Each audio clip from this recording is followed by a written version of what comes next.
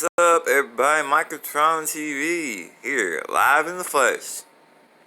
I'm coming at you with a part 3 to this methamphetamine psychosis. Don't forget to hit that like and subscribe button. I need some subscribers, but I do like telling my story. I've gotten a few DMs on Instagram from people that have watched my channel but not actually subscribed apparently, because I only have 5 or 6 subscribers right now. So I'm hoping to build that up. Anyways, this psychosis story is another one that I remember very well. And it happened, I want to say, in 2009. I had gotten clean once or twice before, and had went back out. So I was 20, 2009, so God, I just woke up about an hour ago, so I work second shift. So really I was about 23 in 2009. So, and I know I had stayed up a couple of days, but I think there was also other stuff that had contributed to this. But I'll go ahead and get into the hallucination story. I was living in a trailer. I had rented a room in the trailer from an older fellow, off Craigslist, so I needed a place to stay. And, the guy obviously didn't know shit about me being on drugs. I think he went through my room or something and had seen where I had medications. I was on methadone and I was getting take-homes, but that's kind of like a precursor to the story. So I had lost a job, I think, and was in between jobs. So what does a drug addict do when they're in between jobs? They get high. So I went all out, and I'm pretty sure that I got sold some bath salts, because I know I didn't stay up that long, but it was like it had hit me, and it was just a really bad hallucination. So the midst of the hallucination, and this one's not gonna be that long because I can't remember all of it. I can just remember the highlights of it. I remember, so like I said, I'm in a trailer. And I had I had several different drugs on me. I don't really remember, pills and I had some meth and stuff. And I started thinking that, the shit was getting missing, and somebody was coming in my room while I was in there and stealing my shit. And I'm like, how the fuck are they doing this? So I started to convince myself that people were tunneling under the trailer into my closet and coming out of my closet. So I'm in there in the closet. I remember looking around in there and just thinking that the closet went so much farther back than what it really did. And freaking out. And so, after being in that closet for probably like an hour, trying to figure out where they were getting out, coming in at, I came back out. And like I said, I was terrible to think that piles of clothes were people.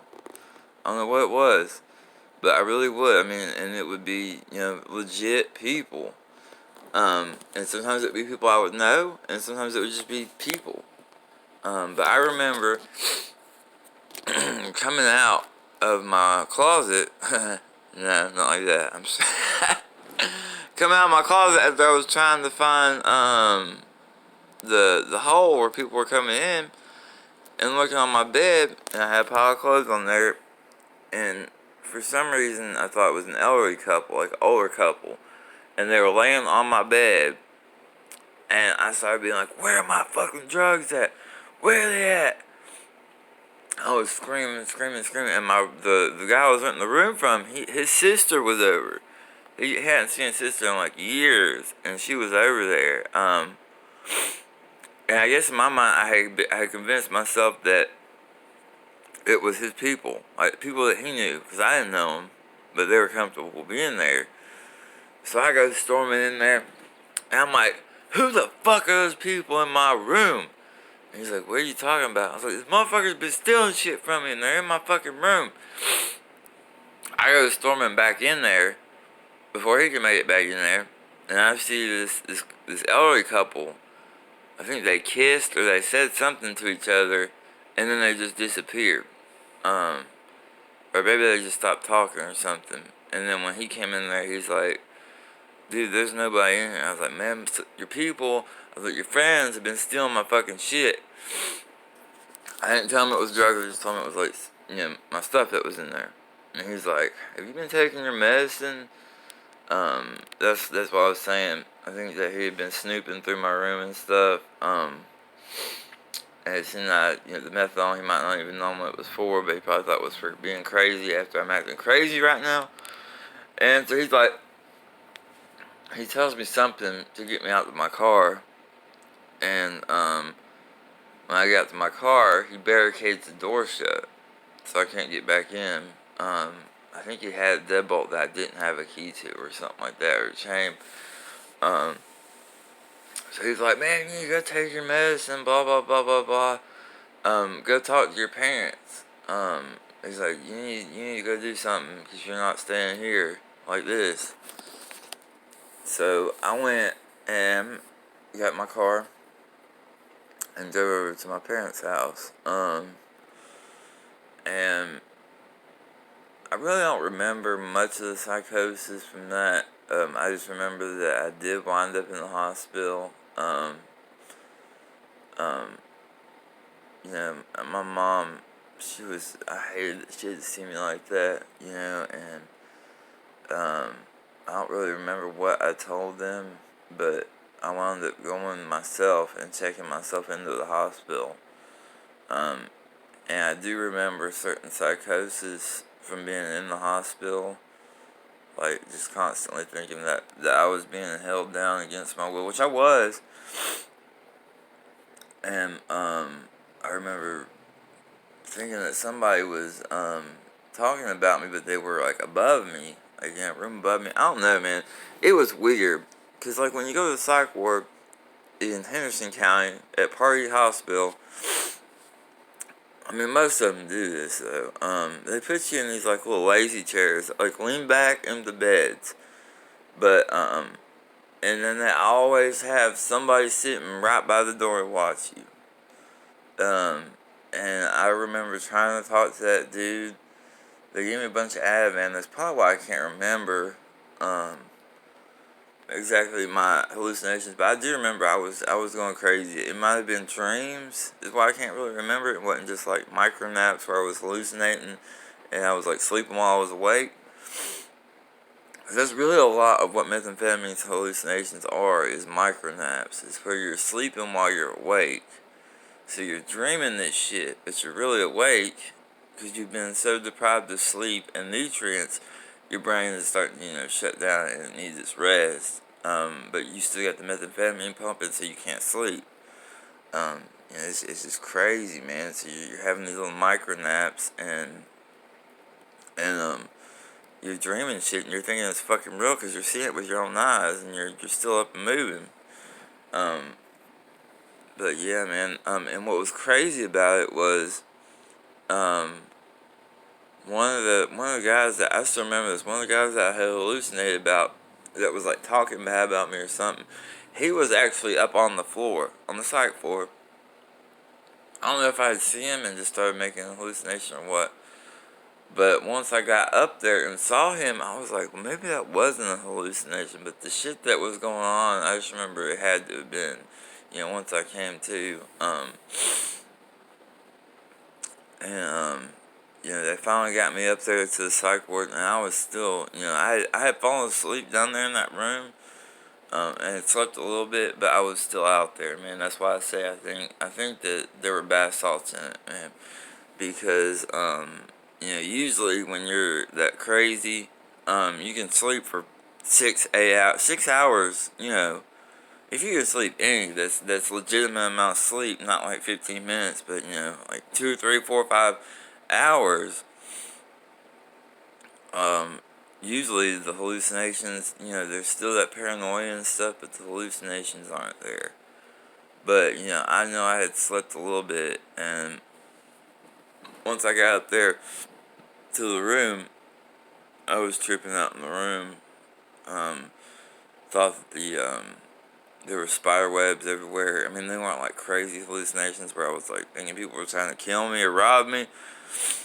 But, it was definitely something different from what I had ever done, because I've never willingly put bath salts in my body. But this, like I said, was in 2009, and it was when bath salts were readily available. I think either somebody just told me straight up bath salts or cut my dope with bath salts. Either one, it was a bad, at least I didn't try getting somebody's fucking face off or something. But, man, it's just crazy how the drugs get a hold of you. Anybody that's been through meth addiction and has really had a grip on them knows what I'm talking about. You're putting poison in your body, but that's the only thing that you want to do is put that poison in your body. And really what it is it's an addiction in your mind trying to fucking kill your ass, man. Addiction does nothing but try to kill you. Addiction is cancer. But it's just willing. You have an ability to overcome it. It's not definite like cancer can be. But it is as fatal as cancer, if not more fatal, because, one wrong choice and you're dead as a doornail. Yeah, man, that's why I say, at the end of every one of my videos where I'm telling stories from my addiction, I'm just going to say I'm grateful for what I have today, man, because as soon as I stop being grateful for it, and as soon as I start being ungrateful and complacent, that's when I'm going to fuck up, man. And I just have to remind myself to be grateful for the little things, for the big things, man. Having my own place, even though drug court helped me get it, man, it's my own place. I've got furniture that I remember from being a kid, growing up at my grandmother's house that my grandmother gave me because she's in a nursing home. Little stuff like that, man. She's given me furniture before my active addiction, and I usually wound up selling it after I moved out or whatever. But this stuff, I want to keep it forever. For my forever anyways, and hopefully pass it down, But anyways, I'm not trying to get too deep. But yeah, man, I'm just grateful to have the day clean. The cliche everyone says, but it's true. All you have is today. Motherfuckers can go around talking about, I got 18 months and blah, blah, blah, blah, blah. But the real ones say all they've got. They might, my clean date's such and such. But all I got is today, because that's really all you got, man. That's when you're the happiest, is when you just live in the moment, in the day. I'm still working on that myself. But anyways, man, thank y'all for listening. It's another crazy story from Microtron TV, and I will see y'all later.